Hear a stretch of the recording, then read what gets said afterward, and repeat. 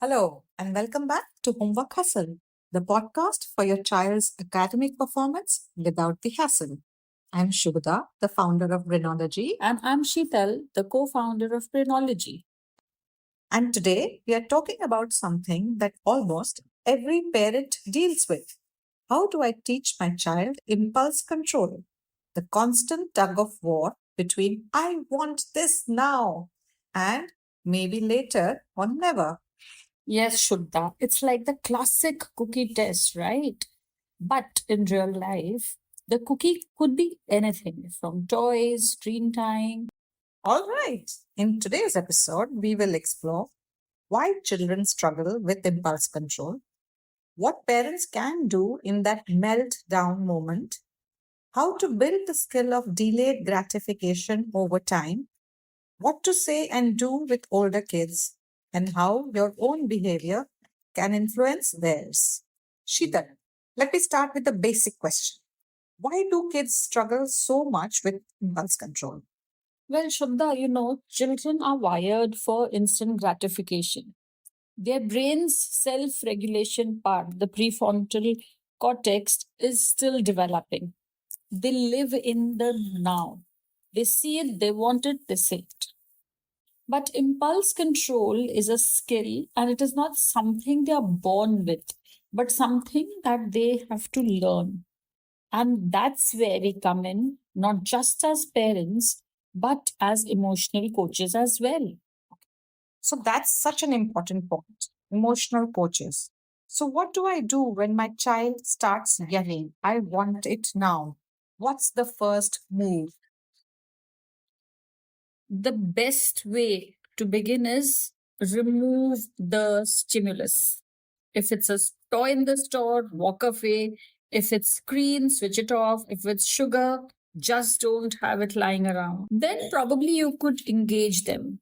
Physically hug the child, make eye contact, and connect emotionally. Because once you remove the stimulus, chances are there's going to be a meltdown. So you need to give them physical succurrence. And while you're saying, what it implies is that I see you, I get what that you want this.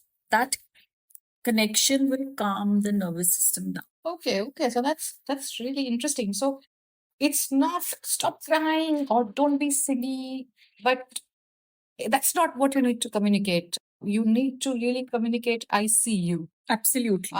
Okay, that's interesting. Then what? So we steer the thought away. We redirect. We can't tell the child he or she is too young to.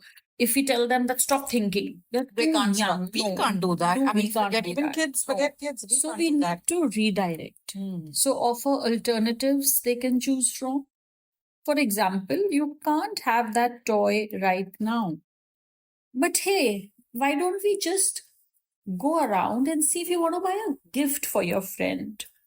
Or you can say, no more TV. Why don't we play a game instead of watching TV? Use your tone, use your presence, don't sound condescending. What we are doing is we are creating a new pathway in that brain, one that says, oh, there are alternatives. So there is something else that I can do that's Yes, so exciting. absolutely. Okay, interesting.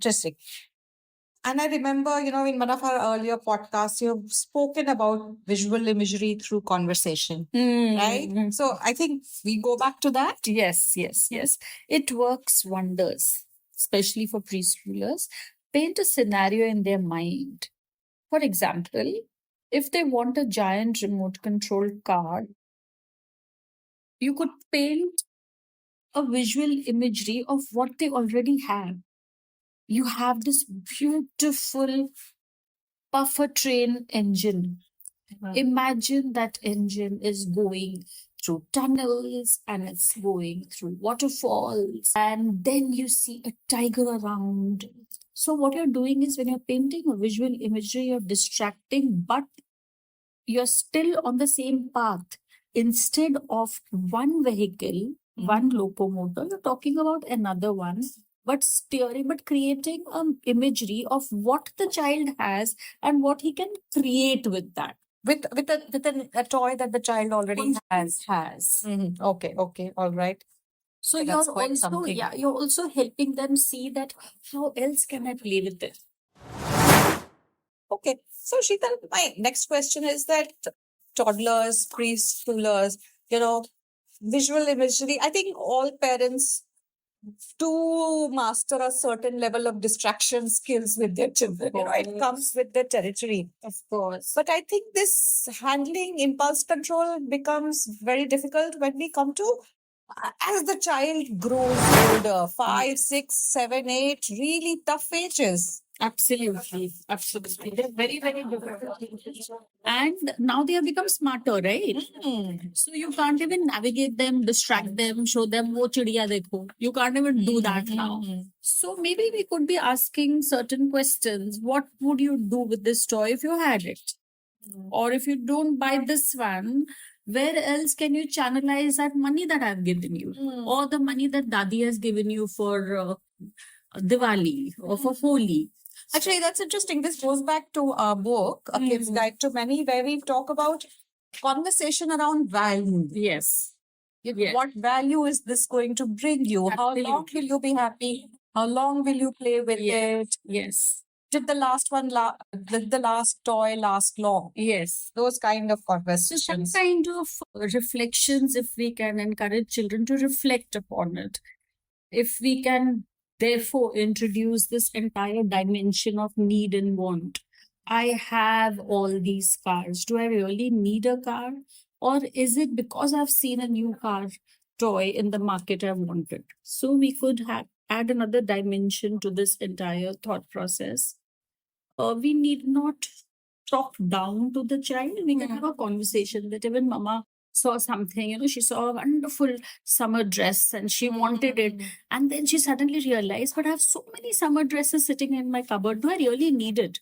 Right. So that's what, so all of us, struggle so much with impulse control, right? So we all know that we are role models for our children, and somewhere we feel a little bit of nagging guilt that Yes, yes. we are Forever. not good at impulse control. Then how do you model this behavior for your child? So, but you need to, Yeah. and you need Yes. to exhibit that behavior every time you Absolutely. exercise. Walk the talk.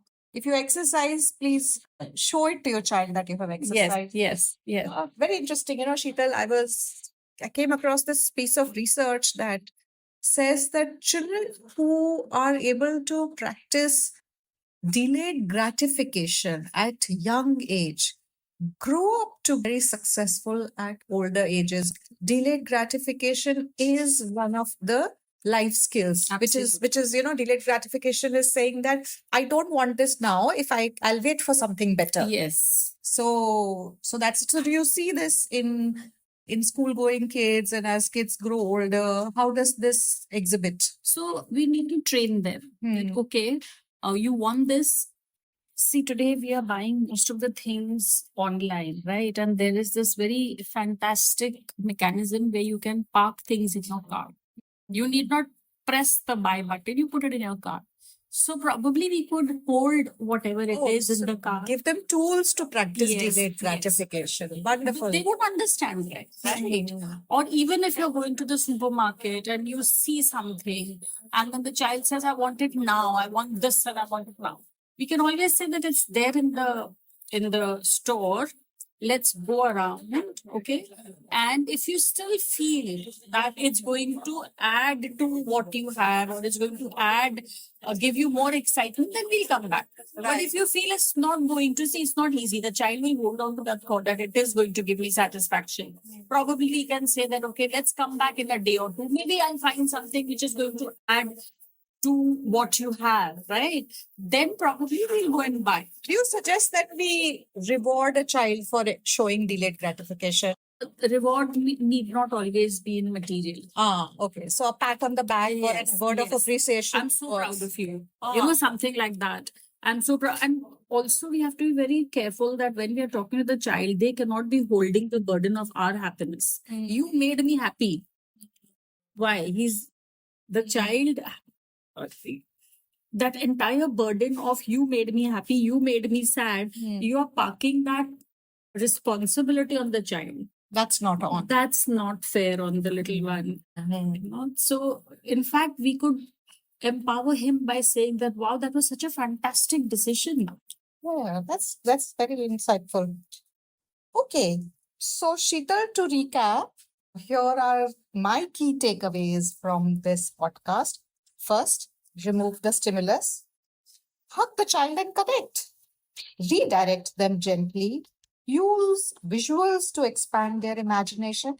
With older kids, ask reflective questions, talk about value, talk about needs versus wants, and finally, model it in you. Absolutely. And remember, something in the book that you have taught me, something in the book says the power of compounding. And I'm mighty impressed by that. So, impulse control also is power of compounding. It doesn't happen overnight. Right. Small So practice in actions, small yes. bits. Yeah, yeah. You Like a train muscle. slowly, Mm, and then one day you would have mastered it. right. So thank you, Sheetal. Insightful as always. Parents, if you found this episode useful, do subscribe and share it with your fellow parents. And if you want tools to help your child build life skills in a fun way, visit us at Brainology. That's www.brainology.com, or follow us on Instagram at Brainology1. We'll be back soon with another episode of Homework Hustle. Till then, keep hustling. Bye. Bye.